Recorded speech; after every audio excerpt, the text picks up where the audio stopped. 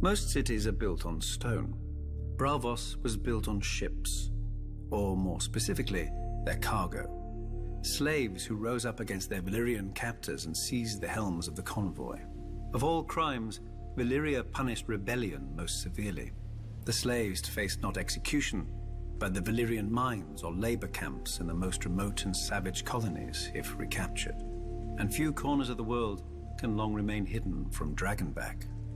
However, our histories claim that a group of slave women prophesied the slaves would find shelter in a distant lagoon behind a wall of pine-clad hills and sea stones, where the frequent fogs would help hide the refugees from the eyes of dragon riders passing overhead. And so it proved. Because they had risked their lives in the name of freedom, the mothers and fathers of the new city vowed that no man, woman, or child in Braavos should ever be a slave. This is the first law of Braavos, engraved in stone on the arch that spans the long canal. For over 100 years, Braavos hid itself from the eyes of the world, who called it the Secret City. Using a dye derived from a local snail, our captains stained their sails purple to hide their stolen Valyrian ships. Our merchants carried false charts and lied when questioned about their home port.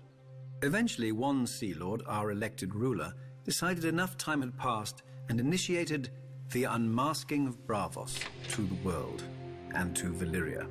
Of course, it helped that the Iron Bank made handsome restitution to the Dragon Lords for the stolen ships, whilst of course refusing to pay for the value of the slaves themselves.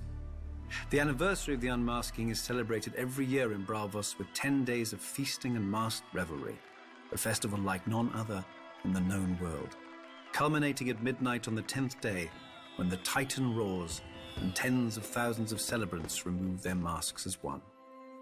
Freed of the constraints of secrecy, Braavos quickly grew into the wealthiest and most powerful of the free cities, and, one could argue, the most beautiful. From the sprawling Sea Lord's palace with its menagerie of strange beasts and birds, to the imposing Palace of Justice and the aqueduct we call the Sweetwater River that bears fresh water from the mainland, Braavos is without rival in either engineering or elegance. The temples of Braavos are also famed throughout the world and wondrous to behold. Descended from 100 different peoples, the Braavosi honor 100 different gods. The Temple of the Moon Singers is the foremost of these, being the faith of the slave women whose prophecies led our ancestors here.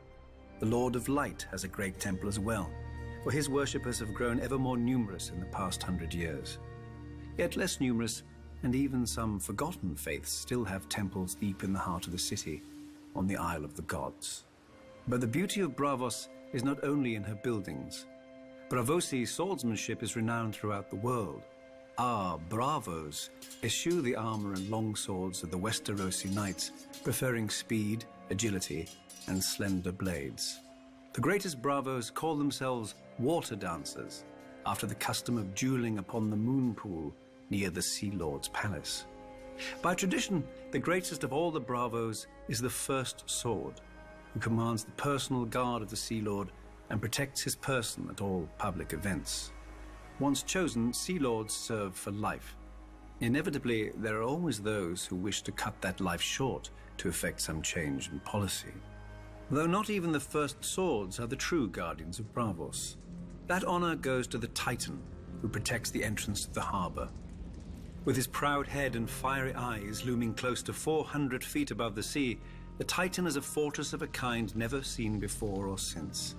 His eyes are huge beacon fires, lighting the way for returning ships into the lagoon. Within his bronze body are halls and chambers, murder holes and arrow slits. Enemy ships can be steered onto the rocks by the watchmen inside the Titan, and stones and pots of burning pitch can be dropped onto the decks of any that attempt to pass between the Titan's legs without leave. This has seldom been necessary, however. Not since the Century of Blood has any enemy been so rash as to attempt to provoke the Titan's wrath. Should an enemy break through into the lagoon, however, he would face the walls of Braavos, again not of stone like other cities, but of ships. The arsenal of Braavos can build one of our famous purple-hulled war galleys in a single day. All the vessels are constructed following the same design, so that all the many parts can be prepared in advance, and skilled shipbuilders work upon different sections of the vessel simultaneously to hasten the labor. To organize such a feat of engineering is unprecedented. One need only look at the raucous, confused construction in the shipyards around the world to see the truth of this. Let us imagine that even the arsenal, great as it is, failed us. An enemy who could defeat both the Titan and our fleet would be strong indeed. But Braavos does not depend only on statues and ships. We also have iron and gold.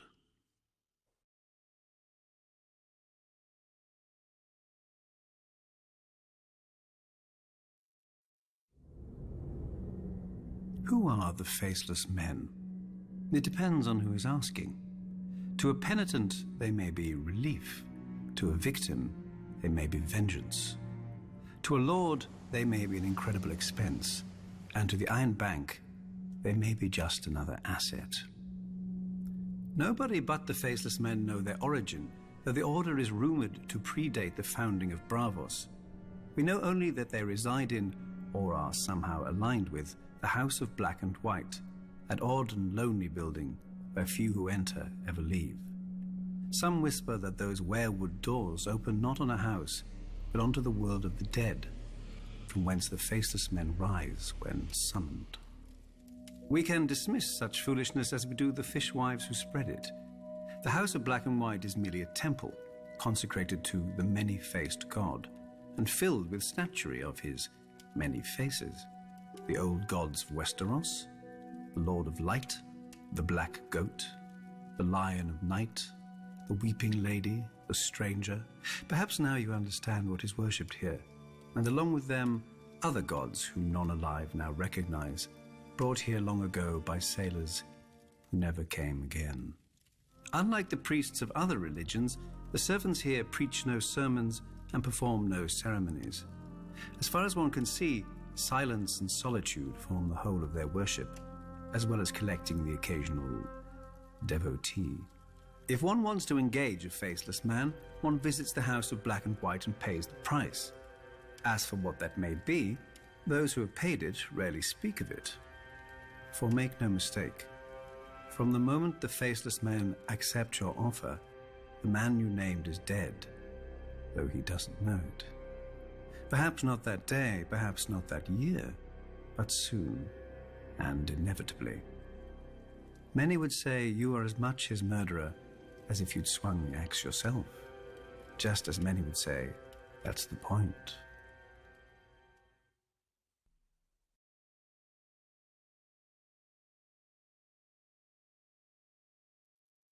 Valyria was young, and as the young do, it sought to spread its seed. Its first daughter was Volantis, an outpost on the mighty Roine River at the frontier of the Empire. There the Dragon Lords raised the famous Black Walls, seamless fused dragonstone 200 feet tall, and so thick that 6 four-horse chariots can race along the battlements side by side, as they do each year to celebrate the founding of the city. To this day, only those who can trace their ancestry back to old Valyria are allowed to dwell within the Black Walls. None are even permitted to set foot inside without an express invitation of a scion of the old blood, meaning, of course, the ancient and noble blood of foot soldiers. For the city's first 100 years, its only inhabitants were its garrison. But where soldiers go, vice follows.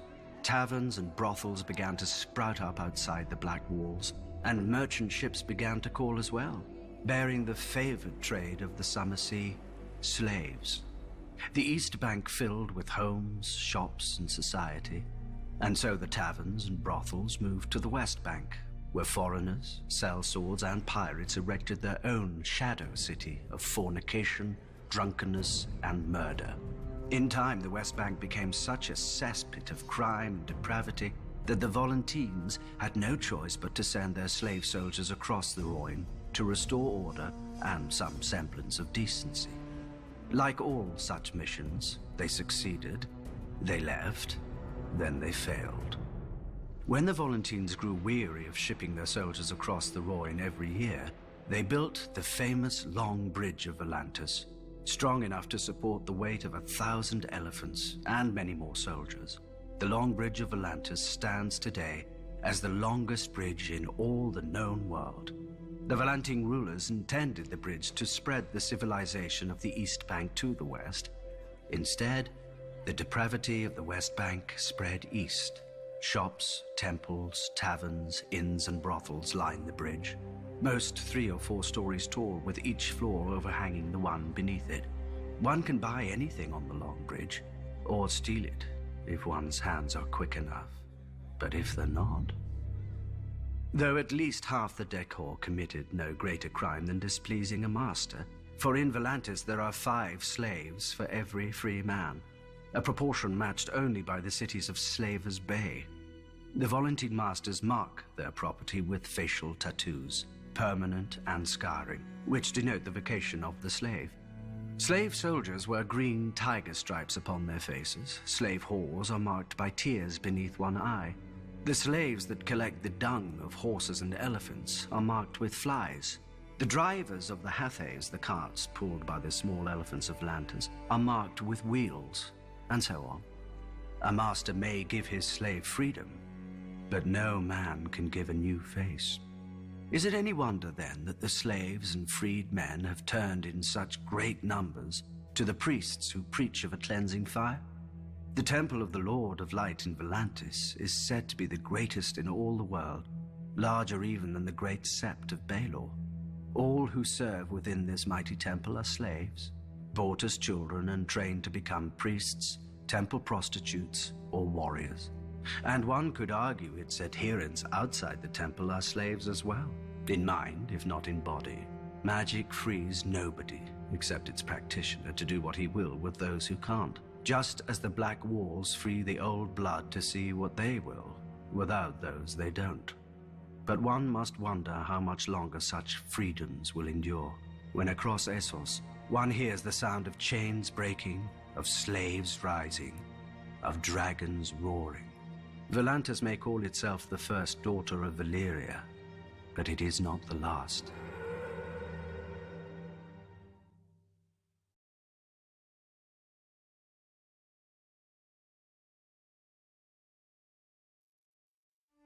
People love blood, when it's not their own.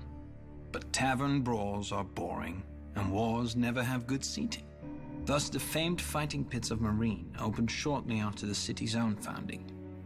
And I heard that originally the combats were a blood sacrifice to the gods of Geese, the empire that founded Marine. Some still believe they are, but the Giscari Empire died a long time ago and their gods went with them. Yet the pits remained open, filling the city's purse with gold from the ends of the earth. I suppose the fighting pits are a blood sacrifice after all. Only the gods changed. In the pits, slaves fought each other to the death for fame and glory. And gold for their masters. A lot of gold. Enough for the masters to invest in rigorous training. Slaves were taught to fight like Dothraki screamers, bearded priests of Norvos, iron-born reavers, Westerosi knights, Kohoric hunters, and Lysine pirates. Whatever would excite a crowd. After all, everyone wants to know who is the best. And, of course, who isn't. For the crowds don't come only to see men fight well. I've seen the masters release tigers, lions, and other exotic beasts into the arena to chase less costly slaves, barely trained, if at all. A whore once told me of an amusement in one of the less prestigious pits. One boy was rolled in honey, one in blood, and one in rotting fish. And then a bear was unleashed, and the crowd wagered on which boy the bear would eat first. I never heard who won. Then again, it was obvious. The masters. Did such stories worry me? Of course not. I could fight, and for a good fighter, life was luxurious. Thousands of people chanted his name when he stepped into the pits.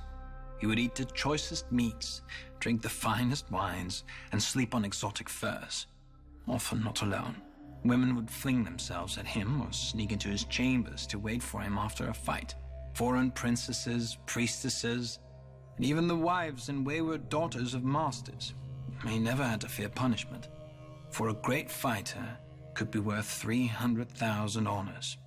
Another wife was always cheaper. And when this renowned fighter finally fell, for all fighters will, in time. His name would be inscribed into the gates of fate among the other valiant dead. I remember once trying to count the names, but the gates opened before I finished, and another fight began.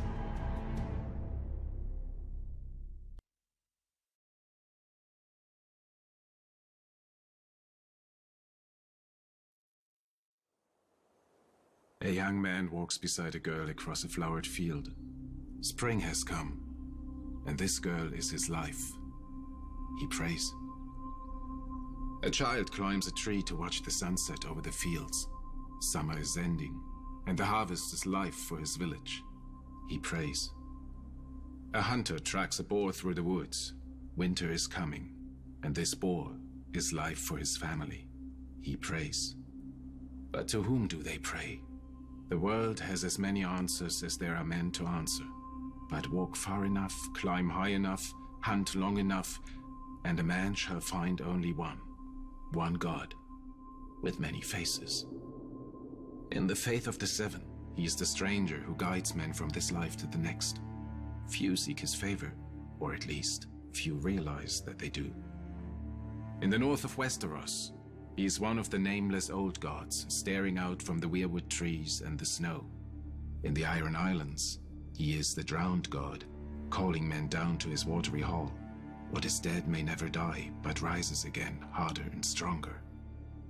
In the Far East, he is the Lion of Night, who fathered the world's first emperor on the Maiden Maid of Light, and whose wrath nearly ended the world. In Volantis, he is the Lord of Light, whose followers feed men to the flames to beg his favor. In Lys, he is the Weeping Lady, who sheds her tears for the living, soon to die. In Qohor, he is the Black Goat, and he feeds on blood offerings every day. On holy days, he is offered condemned criminals, and in times of great crisis, he may even be offered the noblest children of the city to beg his protection. Does he accept their gift? Well, the city still stands. For the poor, he is the hooded wayfarer. For soldiers, he is Bacalon, the pale child. For sailors, he is the moon pale maiden and the Merling King. In the house of black and white, however, he is all of them, and none of them. He is the many-faced god, and wherever a man turns, there he is. Men come from every corner of the world to know him, to beg his favor and seek his gift, for themselves, if their life has grown too hard, or for others who are making it so. It is all the same to the many-faced god. While at Dohaeris, all men must serve him, beggars and kings.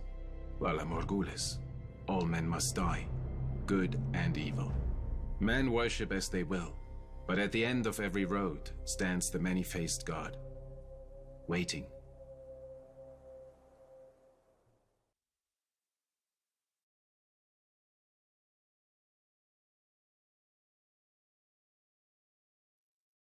Westeros has mighty rivers, but none of them compare to the Rhoyne.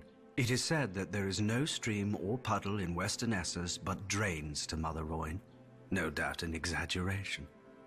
Until one sees the river, at its widest, a man in the center can't see a shore to either side. The greatest of Mother Rhoyne's children were the Rhoynar, a civilization as ancient and grand as old Guise. Fishers, traders, scholars, workers of wood, stone and metal. The Rhoynar raised their elegant cities from the headwaters of the Rhoyne down to her mouth, each lovelier than the last.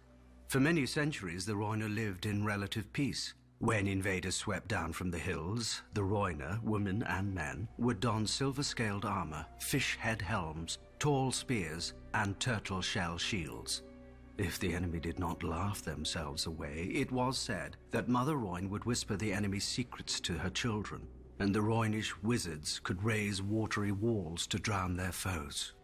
Whatever magic the Rhoynar may have had, it wasn't enough. When Valyrian colonists first arrived, the Rhoynar embraced them, for all men were welcome to share the bounty of Mother Rhoyne. Perhaps a water people should have been more cautious of strangers who exalted fire and blood.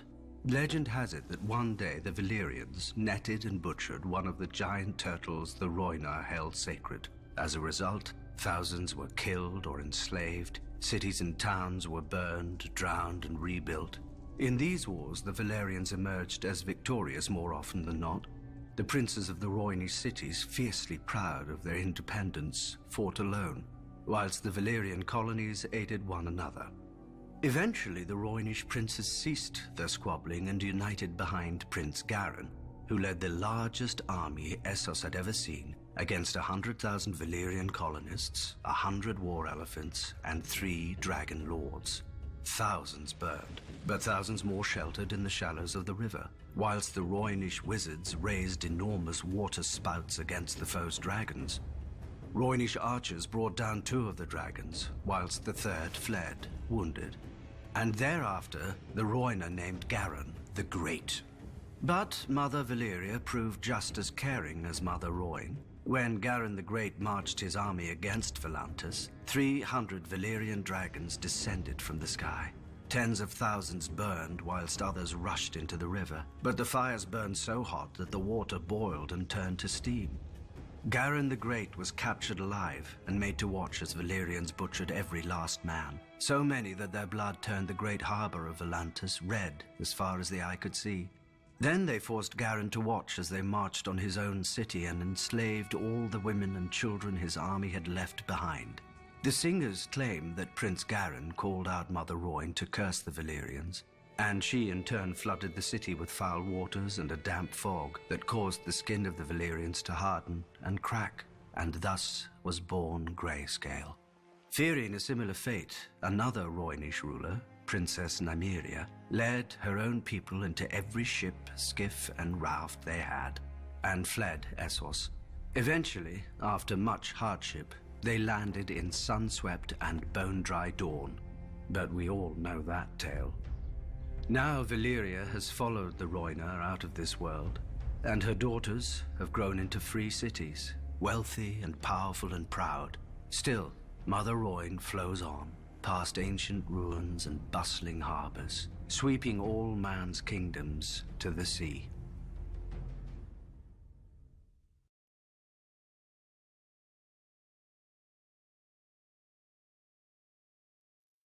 Few afflictions are more feared than Grayscale, and far past the point of reason. A legend calls it Prince Garin's curse, after an ancient eastern prince whom the Valyrians hung in a cage and forced to watch the immolation of his city and people. As his city burned under dragon flame, this prince called on his god for vengeance, and a thick fog of foul humors rose from the Rhoyne to smother the Valyrians with Grayscale. But if diseases could be called down by the vengeful, we'd have no health in the world. More likely the disease predates the Valyrians entirely, confined to some remote region of Essos, and only spread throughout the world once the Valyrians linked the continent with roads and dragons. The disease begins as a rash.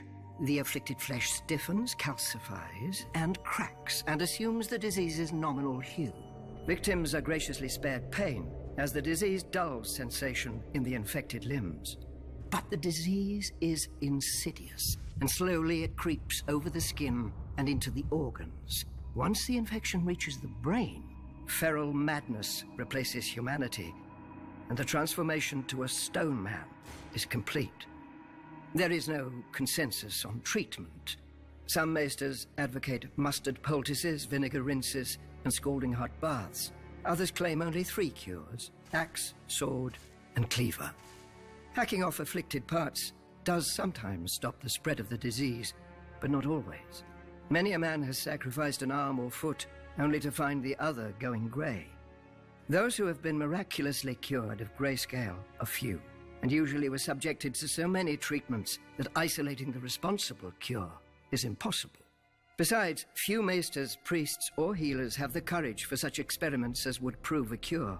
Grayscale is highly contagious, being known to spread from even the slightest contact with an infected person.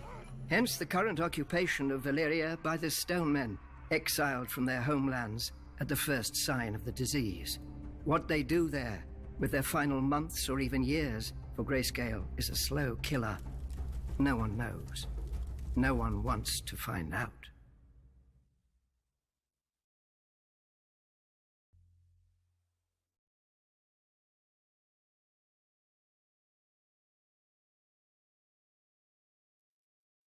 The Great Masters of Marine, as if calling themselves such could make them so.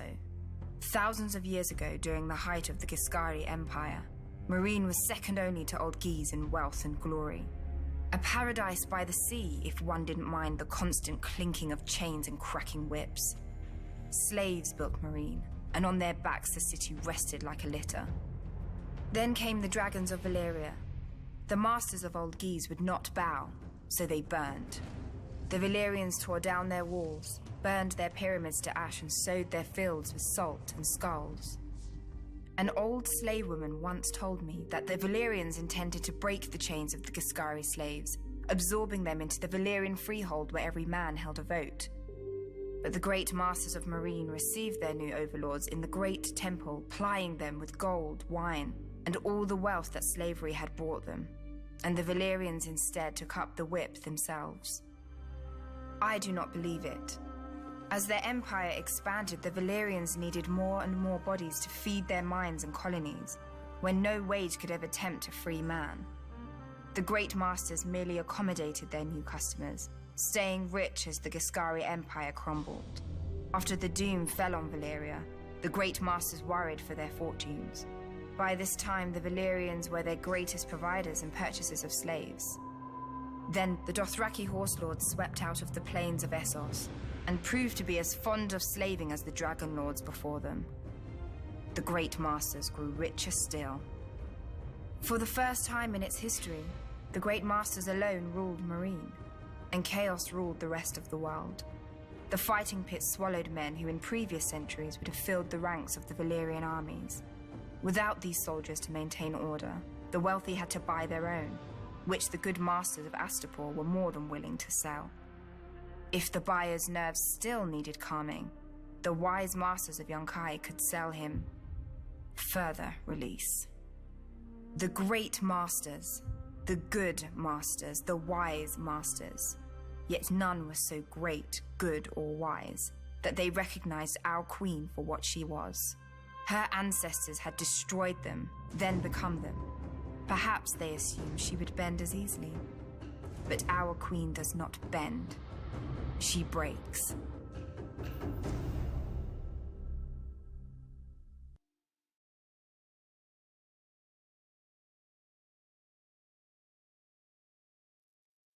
Each brother of the Night's Watch swears a sacred oath to protect the realms of men. That doesn't mean pissing about, waiting for the cold to finally put an end to you. It means bleeding. It means fighting. It means going beyond the wall and hunting down those who mean harm to the realm. So how do you get 1,000 rapists and thieves to fight together, to bleed together? That's the burden of the Lord Commander. He keeps the builders building, the rangers ranging, and the stewards stewarding, or else it all falls apart. Each Lord Commander is chosen from and by his fellow brothers, and he serves for life. A long time ago, you may have had men from Queensgate and Longbarrow and the other 16 castles of the Wall come to Castle Black for an election. These days, you'd be lucky to scrape a few dozen from Eastwatch and the Shadow Tower, or however many they can spare who cast votes in their stead. All the same, the brothers are allowed to name whomever they think worthy of the title. Then we vote until one man receives a majority, however long it takes. Some elections have lasted less than an hour. Some have lasted weeks. One even lasted 2 years. Maester Aemon has said there have been 997 Lord Commanders since the Night's Watch was founded. Back then we had true soldiers, men of honor and strength. Now look who mans the wall. Bastards. Peasants who stole a sheep to bugger, and fat little nobles who weren't worthy of their Lord Father's land. But the Lord Commander must find a place for them all, and turn these walking piles of horse dung into soldiers of the Night's Watch. Though we haven't always been so lucky to have such men to lead us. We've had cowards and fools as well, our tyrants and our madmen.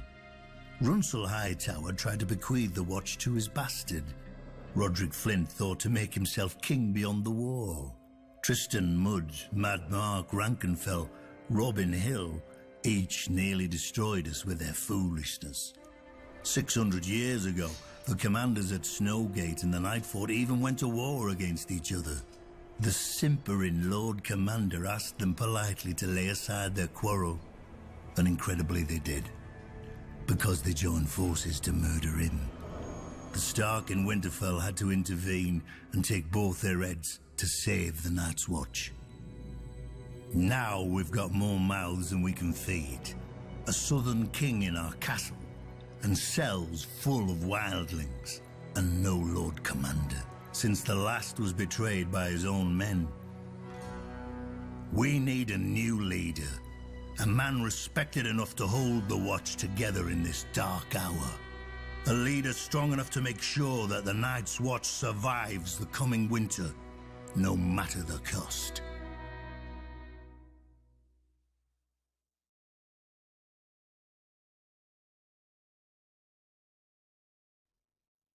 Brandon the Builder, founder of House Stark, raised Winterfell with giants over 8,000 years ago. Or so nursemaids tell all the children of the North. The children nod, wide-eyed, unaware of the lesson forced on them, that if even giants obeyed a Stark, so too should they. But like every other castle, Winterfell was built in pieces over thousands of years. The first men settled there because of the hot springs that bubbled through the ground. The water and the heat helped them survive the northern winters, and they built defenses to keep it for themselves. Nobody raised the castle all at once. Probably nobody meant to raise a castle at all. In those days, the Starks were not the greatest house in the north, and Winterfell was not the greatest castle. Barristan was the oldest, dating to the first king, and the Starks fought the Barrow kings for 1,000 years. Greywater Watch was, like the Crannoch men themselves, the strangest. Only marriage subdued its marsh kings. But the greatest rival to Winterfell was always the Dreadfort, and my ancestors, the Red Kings of House Bolton. If tales can be believed, we fought from the long night until the Andals came. Because of us, Winterfell raised its first walls. When we took and burnt the castle anyway, Winterfell built more keeps, more walls, more guard towers. They expanded the granaries and larders to survive our sieges. They tended the godswood to win favor with the old gods against us. As the castle grew, more farmers and villagers flocked every winter from across the north to huddle under its walls, raising the winter town. In the spring, these villagers would find themselves marching in the Stark armies to fight against us. The greatness of Winterfell is as much our doing as the Starks. But in the end, neither its stone walls nor its tall keeps and iron gates could save Winterfell. At its height, it could have lasted a year under heavy siege, but a handful of Ironborn seized it in the night, while its lord, the king in the north, was playing in the south. My dagger ended his reign, and now House Bolton holds the castle of our ancient enemies. The direwolf no longer flies from the battlements above me, nor guards the doors and cornices of Winterfell against me.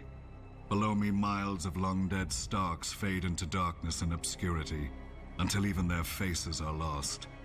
Some northerners whisper that they wait for the day their house will rise again. They will wait forever.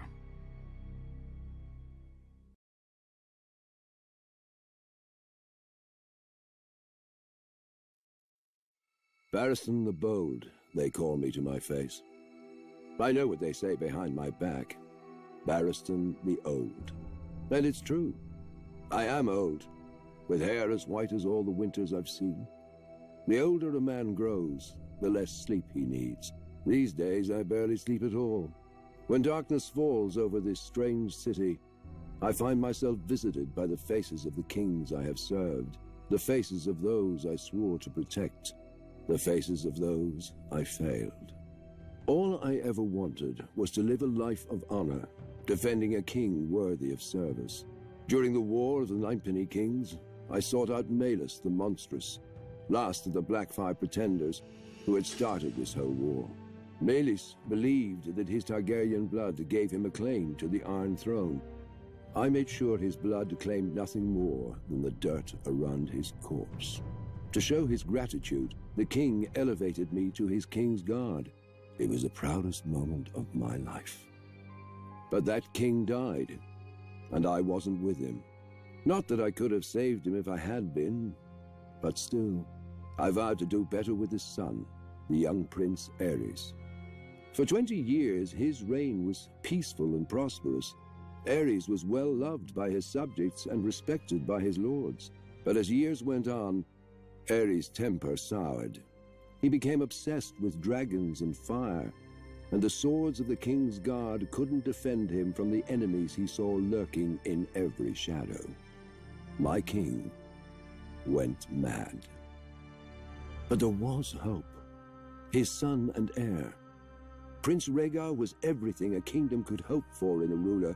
He was strong but gentle, wise and cautious, and a good friend. No matter the wounds Aerys dug into the realm, we had faith that his son would sew it back together again when he ascended the throne. Then came Lord Went's tourney at Harrenhal, the largest ever in Westeros. I unhorsed every man against me until only Prince Rhaegar remained. We each set our feet in our saddles and lowered our lances and charged. And I fell. Muddy and bruised, I then watched Rhaegar present Lyanna Stark with the victor's crown of roses, though she was betrothed to Robert Baratheon, and Rhaegar himself was married to Elia Martell. We all know what happened after. If I'd been a bit quicker with my lance, if I'd chosen a faster horse, perhaps I could have spared the kingdom from the destruction that came after. Or if I'd thought to warn Brandon Stark against his rashness. He came to King's Landing himself, demanding Rhaegar return his sister. Poor fool. If he'd only known the depth of Aerys' madness, he wouldn't have dared provoke him. Aerys ordered Brandon imprisoned, and I could do nothing but obey. When Brandon's father, Lord Rickard Stark, came to King's Landing to beg for his son, Aerys burned him alive, and I could do nothing but watch. I had sworn a vow to a mad king, and was honor-bound to obey him, even at the cost of my soul. Ravens soon arrived with dark news for the king. The Vale was in open revolt. Demanding Lyanna Stark's return, Robert Baratheon was smashing any army that dared face him. Eddard Stark, Brandon's younger brother, was marching the whole of the north down the neck and had taken Catelyn Tully, Brandon's betrothed, for his own, thus winning the support of the Riverlands. The king sent ravens to Casterly Rock to beg his former hand, Tywin Lannister, for help. And no ravens returned. A plan was devised. Prince Rhaegar would personally lead the royal forces, now reinforced with 10,000 Dornishmen, north to face Robert. Of the king's guard, Lewin Martell and I would ride with the prince. Before we left, the prince confided in me that when he returned from this battle, there would be a great many changes in court. Despite my vows to the king, I confess I was excited. On the march to face Robert's army, we were sure we'd win. We had superior numbers, and we had Prince Rhaegar. His presence lifted the spirits of our men, and he looked every inch the king he was destined to become. But at the Trident, the gods played a cruel joke. Robert proved the Baratheon words as his army smashed through our lines. Lewin Martell was killed. I fell in combat, badly wounded, and could do nothing but watch as Robert's warhammer ended Rhaegar's glorious reign before it began, and the kingdom that would never be washed away down the Trident with his lifeblood. But Robert spared me, insisting his personal maester tend to my wounds, out of respect. But respect for what? A king's guard shouldn't survive one king, let alone two, and one who should have been. I swore an oath to House Targaryen, and I failed them. All that's left of their fire is a single ember halfway across the world, surrounded by darkness. If the gods were good, I would still be young in the fullness of strength, but whatever the cost, I will not let this ember go out. This time, I will not fail.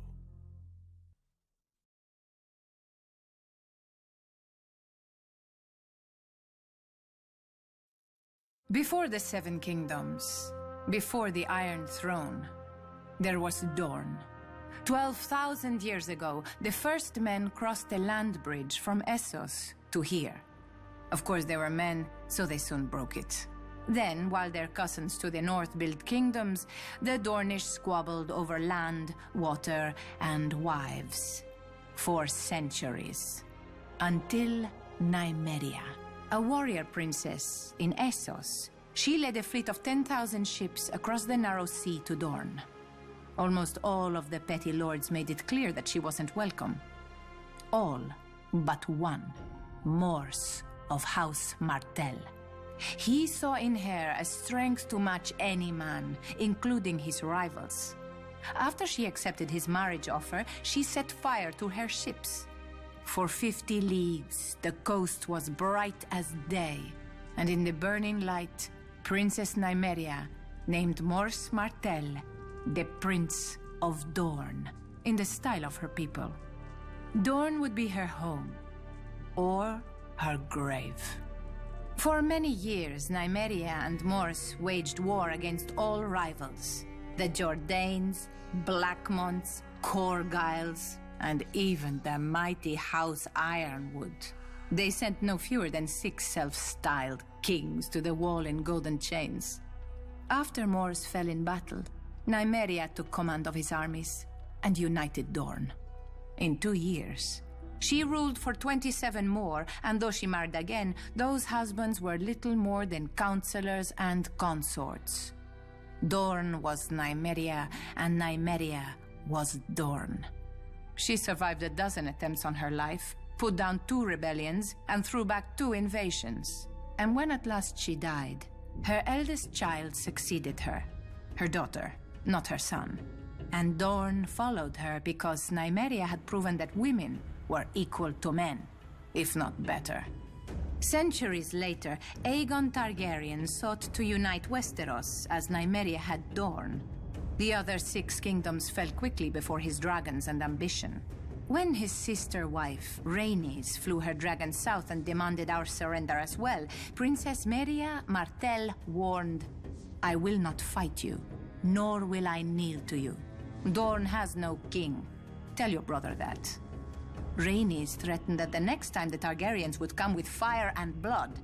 Meria replied, "You may burn us, my lady, but you will not bend us, break us, or make us bow. This is Dorne. You are not wanted here. Return at your peril." Rhaenys did, and she died. Her dragon died. All her soldiers died. Eventually, her brother, the Conqueror, conceded that what Nymeria had done, he could not undo. Generations later, another foolish Targaryen invaded Dorne. He died as well. Eventually, we did join the 7 kingdoms, but when we wanted, and on our terms. If dragons could not conquer us, why should we fear lions? Unbowed, unbent, unbroken. The words of House Martell, the words of Dorne. Men may forget, but women always remember. When we were divided, Nymeria united us. When we were invaded, Meria defended us. Now Dorne has been humiliated, its prince murdered. Who will rise to avenge us?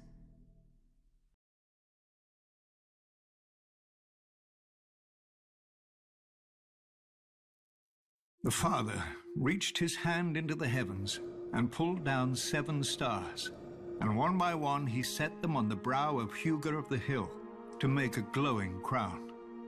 The maid brought him forth a girl as supple as willow, with eyes like deep pools, and Hugo declared that he would have her for his bride. So the mother made her fertile, and the crone foretold that she would bear the king 44 mighty sons. The warrior gave strength to their arms, whilst the smith wrought for each a suit of iron plates. But sadly, the gods no longer walk the earth among us, and you can see what a mess we've made of their creation since.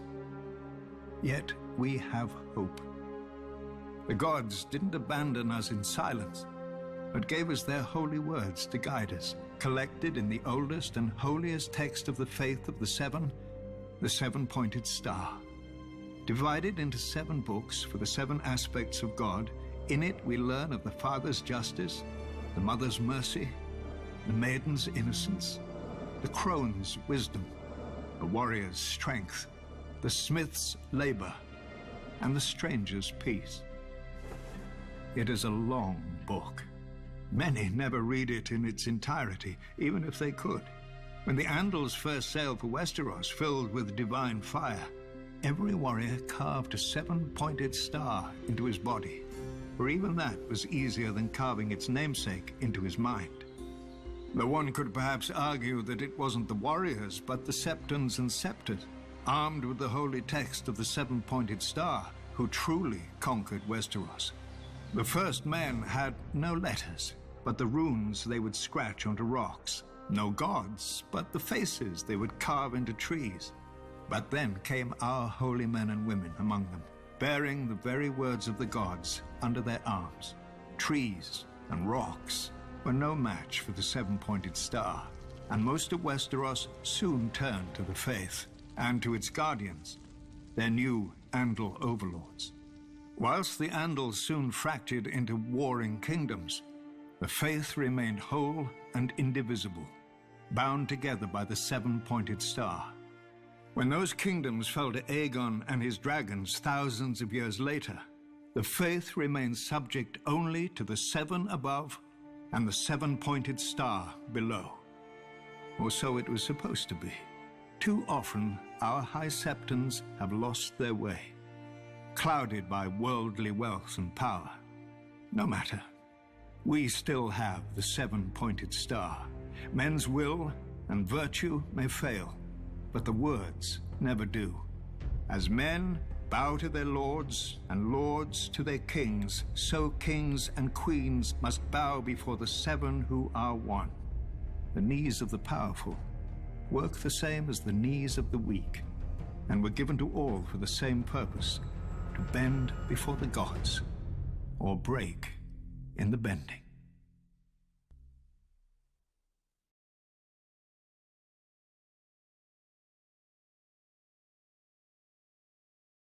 Today, men know the 7 as statues in the septs, but in the old days, the gods themselves walked among men.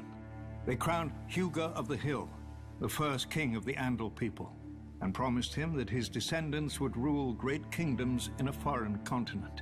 When the time came, the Andals carved the 7-pointed star upon their bodies and set sail for the strange land across the narrow sea, Westeros.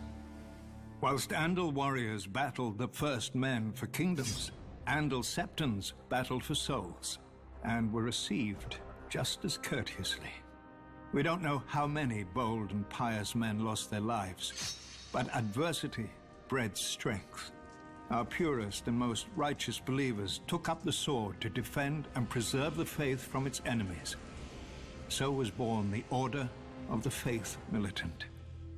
When Aegon the Conqueror landed in Westeros, the High Septon locked himself in a sept for 7 days and 7 nights. Finally, the crone lifted her golden lamp and showed him the path ahead.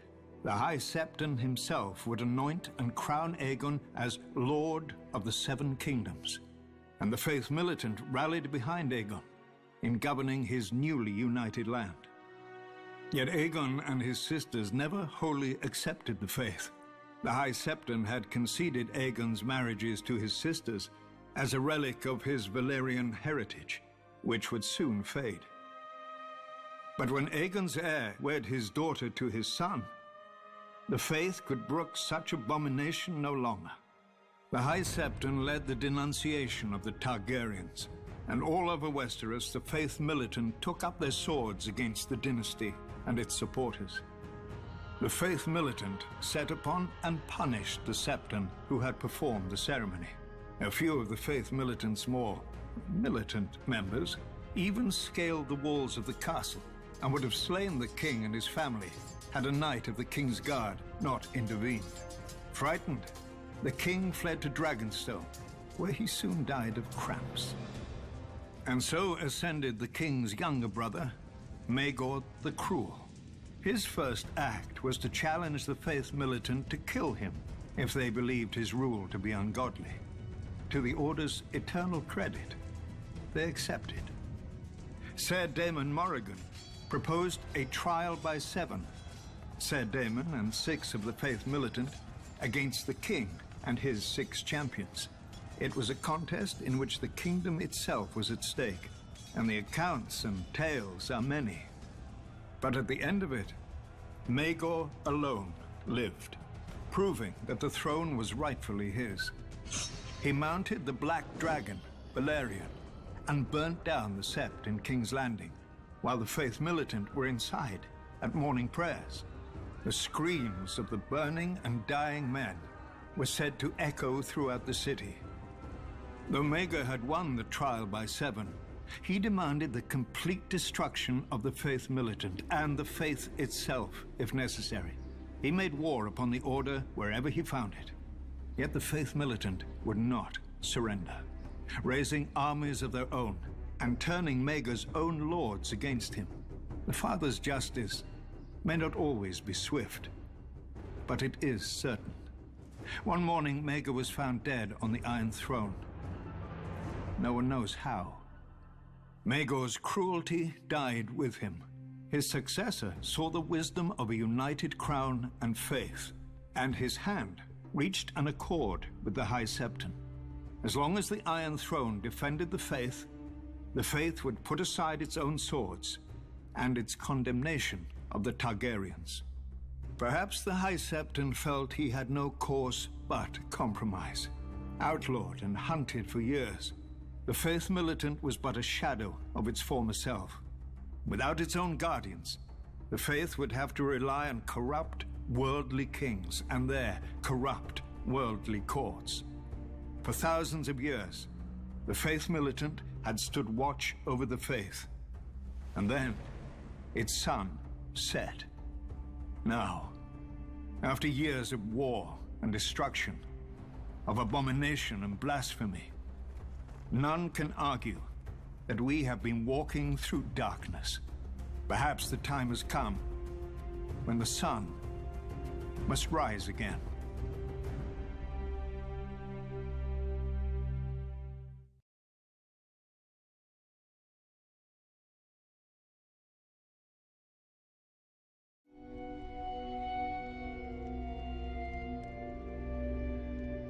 The Dance of Dragons, a true telling by Grand Maester Munkin, being a history of the war of Targaryen succession between the Princess Rhaenyra and Aegon, second of his name, that nearly destroyed the realm. The Dance of the Dragons. A stupid name for a Targaryen civil war where my ancestors danced away my birthright. Before the war, House Targaryen counted 18 dragons. By the end, we had 2, and nearly as few Targaryens. We would never be as powerful or as feared again. The dance began, as many dances do, with an old man and a young girl. The queen had failed to produce a son for her king, so he anointed his daughter, the Princess Rhaenyra, as his heir. But years later, the king remarried, and his new wife, Queen Alicent of House Hightower, gave him a son. Feeble and foolish, the old king refused to change the succession. He didn't even see how his court had split into 2 rival camps of blacks and greens, after the dresses that the princess and the queen had worn to some tourney. One night, a servant found the old king had died in his sleep and ran to inform Queen Alicent. Protocol dictated that the bells would be rung and a raven sent to Dragonstone to summon the heir, Princess Rhaenyra, for her coronation. But Alicent had other plans. Once she saw her dead husband's body, she sealed the room and had the servant thrown into the black cells to ensure his silence. At the hour of the owl, the Lord Commander of the Kingsguard, Sir Criston Cole, summoned the small council to inform them of the king's death. Sir Otto Hightower, the Hand of the King and father to Queen Alicent, demanded that the succession be settled immediately. The decrepit old men of the small council were confused. The succession was settled in their minds. The old king had forced the lords of Westeros to swear fealty to Princess Rhaenyra as his heir. But Sir Criston Cole rightly pointed out that a son comes before a daughter. The council argued until dawn, When the Master of Coin finally stood up and declared he would have no part of treason, Sir Criston Cole, wisely, opened his throat with a dagger, ending the debate. None were more surprised to hear of Prince Aegon's succession than Prince Aegon himself. At first, the fool rejected the crown, but his mother pointed out that his sister Rhaenyra would return such loyalty by taking his head. As the old king's true-born son, he'd always be a threat. Aegon relented. He was crowned in the Dragon Pit, and his wife and sister Helaena became queen. His brother Aemond flew off to win over the few great lords whose support Aegon didn't already have. The banner of the Gold Dragon flew over King's Landing and the Red Keep as Aegon, second of his name, ascended the Iron Throne. He would not sit it long. When ravens carried the news of Aegon's coronation to Dragonstone, Princess Rhaenyra summoned her own Black Council. With her was her uncle and husband, Daemon Targaryen, considered by many to be the most dangerous man in Westeros. Few lords supported her, but the greatest of these was Corlys Velaryon, who controlled the largest fleet in the realm, and his Targaryen wife, Rhaenys, the old king's sister. Then there were her 5 sons, although none grown to manhood. A pitiful assembly, really. Combined, they couldn't match the power of House Hightower alone. But Rhaenyra had dragons. She, Daemon, and Rhaenys rode huge and formidable beasts, and 3 of her 5 sons were riders as well. Dragonstone also housed 6 more dragons without riders. Against this, King Aegon had only 4 dragons of his own. Dragons can burn a city, but only armies can take and hold it. If she was to prevail, Rhaenyra desperately needed the support of the few great houses not already sworn to Aegon. Her eldest son, Jaehaerys, flew to the Vale in the north. Her middle son, Lucerys, flew to the Stormlands. Rhaenyra hoped that the war would begin and, if the gods were good, end with diplomacy. As always, they weren't. Little Prince Lucerys must have wet himself when he entered Storm's End and found King Aegon's younger brother Aemond already with Lord Baratheon. Aemond was fearsome even before he lost his eye and set a sapphire in its stead. But the princeling pleaded his mother's case. Finally, Lord Baratheon made his decision. Go home, pup, and tell the bitch your mother that the Lord of Storm's End is not a dog she can whistle up. As Aemond's false eye gleamed at him, the princeling fled the castle and mounted his young dragon, Arrax. The rain fell in sheets, and great bolts of lightning lit the world bright as day. Arrax was struggling to stay aloft in the gale, when a roar shook the very foundations of Storm's End. Aemond rose through the clouds, and below him, the monstrous Vhagar. Vhagar was 5 times the size of Arrax, and the hardened survivor of 100 battles. Vhagar caught him above Shipbreaker Bay. Watchers on the castle walls saw distant blasts of flame, and heard a shriek drown out the thunder. Prince Lucerys fell, broken, to be swallowed by the waves. With his death, the War of Ravens came to an end, and the War of Fire and Blood began. When Rhaenyra heard of her son's death, she collapsed. She considered ending the war right then, until a raven arrived from her husband, Daemon. Her son would be avenged. Whispers slithered through the taverns and back alleys of Flea Bottom. 2 men were found.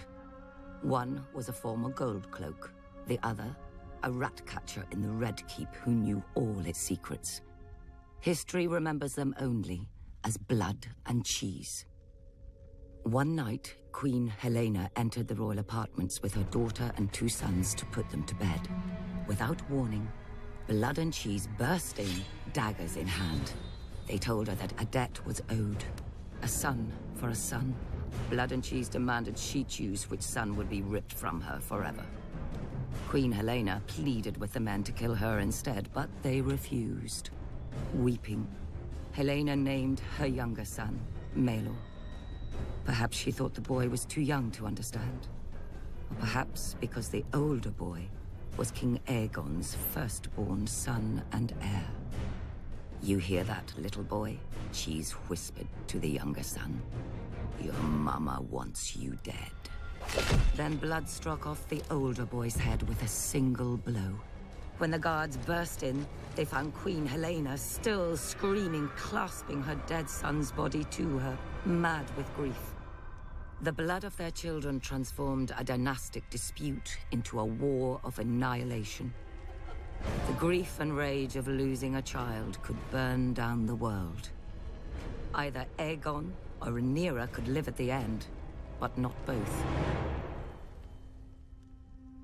Rhaenyra's forces struck yet another blow. The moment the Lord of Harrenhal saw Daemon Targaryen circling the castle on his dragon Caraxes, he struck his banners and surrendered. The Blacks now had the strongest castle in the Riverlands. Darker news still came to Aegon. Thanks to Rhaenyra's sons, Winterfell had declared for Rhaenyra, as had the Vale. Furious, Aegon dismissed his grandfather, Sir Otto, as Hand, and appointed Sir Criston Cole, who swore to march on all the lords who had declared for Rhaenyra and put their castles to the torch. Cole and the royal army first marched north and laid siege to Rook's Rest, a black stronghold near Dragonstone. When their lord saw their approach, he sent a raven to Rhaenyra, begging for help. For days he watched his fields and villages burning, with no response from his queen, until one day, a shadow passed over the Green Army. Rhaenyra had sent not an army, but her former mother-by-law, Rhaenys, and her dragon, Meleys. As her ancestor had done at the Field of Fire, Rhaenys gleefully began to incinerate Sir Criston's army. But Aegon had set a trap, and Rhaenys had flown right into it. As Rhaenys and Meleys blanketed Sir Criston's troops in dragon flame, two other dragons rose into the sky. Aemond on Vhagar, and King Aegon himself on the gleaming Sunfire. To her credit, Rhaenys didn't flee. Dragon fought dragons, and a second sun blossomed in the sky. When the smoke cleared, only Aemond and Vhagar stood uninjured. Sunfire, the most magnificent dragon in the world, had one of its wings almost completely torn from its body. Trapped beneath Sunfire was the king himself, broken and burned so badly in places that his armor had fused onto his flesh. His body survived, but his mind was given over to milk of the poppy. Meleys had been torn to shreds, and her rider, Rhaenys, was a pile of ash. Panicked by the defeat, Rhaenyra shipped her two youngest sons across the narrow sea for their protection, only for her youngest to return days later, clinging to the neck of his wounded and dying dragon. He and his brother had been set upon by an enemy fleet just off Dragonstone. Defying his mother's command, Rhaenyra's eldest son and heir, Jaehaerys, mounted his dragon Vermax and flew to rescue his other brother and punish the enemy fleet. But the foolish boy let Vermax be hooked like a trout and dragged into the sea, where he soaked up even more arrows than seawater. His brother disappeared over the horizon or beneath the waves. No one could say for sure. With the loss of 4 dragons, Rhaenyra's only advantage was fading. Luckily for her, over the centuries, House Targaryen had spilled more than blood on Dragonstone. She promised gold and title to any of the Targaryen bastards who could tame the 6 unclaimed dragons on the island. These bastards were called the Dragon Seeds, though most were called Supper. And perhaps the dragons were eventually sated, or bored, but 4 of them accepted riders and were enlisted in Rhaenyra's cause. After Rook's Rest, Aemond One-Eye took command of the Greens from his crippled and poppy-addled brother. Aemond was the blood of the dragon, and dragons don't cower behind city walls. He marched the king's army north to take back Harrenhal from Rhaenyra's husband, Daemon. But when he and Criston Cole reached the castle, they found the gates open, with Daemon and all his men gone. That night they feasted their victory. Daemon had fled rather than face their wrath. But Daemon was more snake than dragon.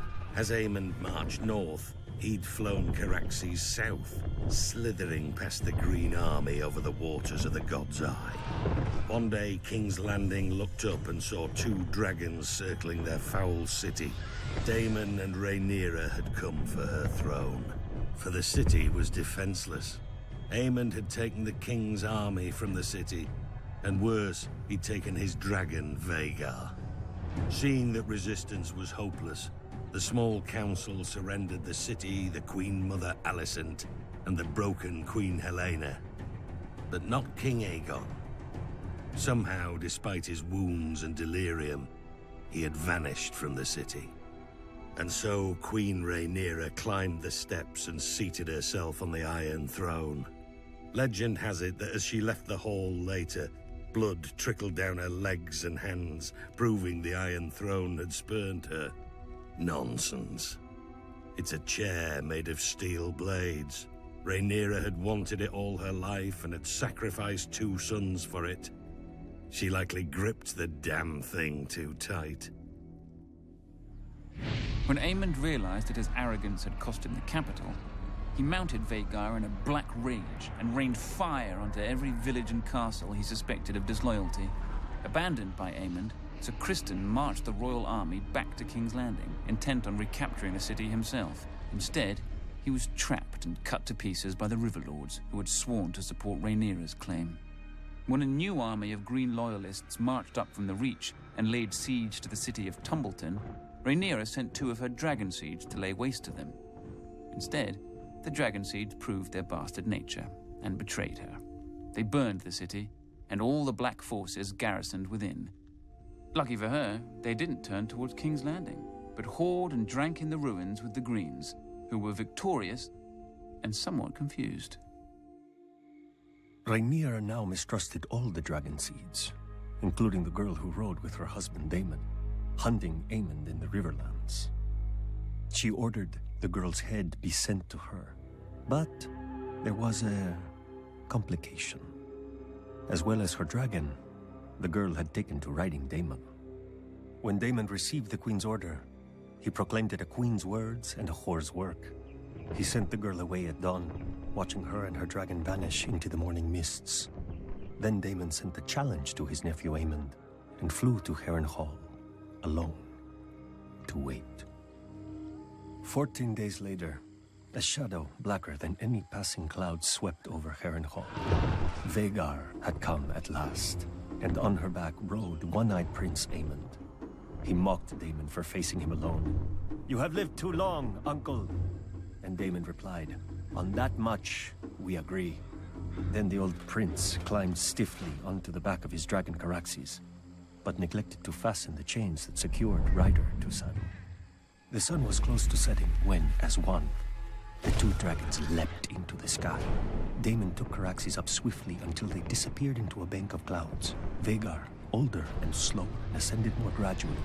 Up and up Vhagar soared, searching for Caraxes. Sudden as a thunderbolt, a shrieking Caraxes dove upon Vhagar. Locked together, the dragons tumbled toward the lake. Caraxes' jaws closed about Vhagar's neck, but Vhagar raked open Caraxes' belly, and her teeth ripped off a wing. The lake rushed up with terrible speed. Then Daemon Targaryen, who had never fastened his riding chains, stood in his saddle. He leapt from his dragon to Aemon's, and in his hand was Dark Sister, the Valyrian sword of Aegon's sister queen, Visenya. As Aemond One Eye looked up in terror, Daemon ripped off his nephew's helm and drove the sword down into his one remaining eye so hard the point came out the back of the young prince's throat. Half a heartbeat later, the dragons struck the lake, sending up a gout of water so high that it was said to have been as tall as Harrenhal's great tower. The lake boiled with dragon blood, and then was still. Daemon Targaryen was 49 at his death. Prince Aemond had only turned 20. Vhagar, the greatest of the Targaryen dragons, had counted 181 years. Thus passed the last living creature from the days of Aegon's conquest. Back in King's Landing, Queen Rhaenyra didn't have much time to grieve for her stupid husband. The mad former queen, Helaena, flung herself from a balcony to be impaled upon the iron spikes lining the moat of Maegor's holdfast. That night, the city rose in riot against Rhaenyra, demanding justice for Queen Helaena and her murdered son, among other foolish peasant fantasies. In the midst of this chaos, a one-handed fool called the Shepherd began to rant against dragons. Not just the ones of the enemy, but all dragons everywhere. As he pointed to the dragon pit above on the hill, he shouted, "There the demons dwell, this is their city. If you would make it yours, first you must destroy them." The cry went up from 10,000 throats. "Kill them!" There were 4 dragons housed within the dragon pit that night. By the time the first of the attackers came pouring in, all 4 were roused, awake, and angry. Nobody knows how many men and women died that night. Who cares? They all should have. Trapped within the pit, the dragons could not fly. Instead, they fought with horns, claws, teeth, and fire. For every man who died, 10 more appeared, shouting that the dragons must die. One by one, they did. Finally, the last remaining dragon broke her chains, spread her wings, and flew straight up at the Great Dome, trying to flee. Already weakened by dragon flame, the dome cracked under the force of impact, and then tumbled down, crushing dragon slayers and herself. High atop the Red Keep, Queen Rhaenyra clutched her 2 remaining sons to her as she watched the end of her family's might. Too afraid of the peasants to defend her dragons. At least her older son, Joffrey, had a man's spine. He stole his mother's dragon, Syrax, and tried to fly it to the dragon pit to save his birthright. But the stupid beast didn't understand, and twisted beneath him, fighting to be free of the little boy. Until it was. A queen is still a woman, with all the weakness of that sex. Weeping for her lost son more than her dragons, Rhaenyra abandoned the Iron Throne and sold her crown to buy passage for her and her last son back to Dragonstone. Rhaenyra hoped to hatch more dragons from the eggs in the castle. But when she landed, the welcoming party slew her guards and marched her and her son at spear point to the castle to face a dead man and a dying dragon. "Sister!" King Aegon, second of his name, called out to Rhaenyra. Rook's Rest had left Aegon bent and twisted, his once handsome face puffy from milk of the poppy, with burn scars covering half his body. Rhaenyra, ever defiant, told her dear brother that she'd hoped he was dead. "After you," Aegon answered. Then, Sunfire bathed her in a blast of flame and devoured her in 6 bites when her son watched, leaving the 7th and final bite, her lower leg, for the stranger. Rhaenyra was dead, and King Aegon sat the Iron Throne again. But only for half a year. He was poisoned by his own men, and replaced with the very boy who had watched his mother devoured. When Rhaenyra's last son wed Aegon's only daughter, the Dance of Dragons officially ended. Ash and burned men, all that was left of the Riverlands. 2 scared children spouting oaths they didn't understand, all that was left of the mighty House Targaryen. Ancient skulls and hatchlings that grew no bigger than cats, all that was left of the dragons.